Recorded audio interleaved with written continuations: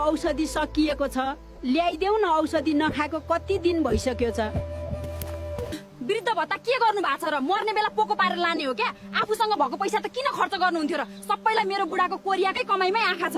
अस्ति घरको रासन लिएर आएको थिएँ, देखेकै थियौ। छोरोले सबै कमाई तिमीलाई नै पठाउँछ, मसँग त त्यही वृद्ध भत्ता मात्रै त हुन्छ।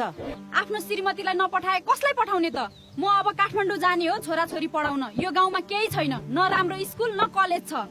तिमी पनि सहर गए, मकोसँग बस्ने। यिनै नाति नातिना हेरेर मन भुलाउँछु।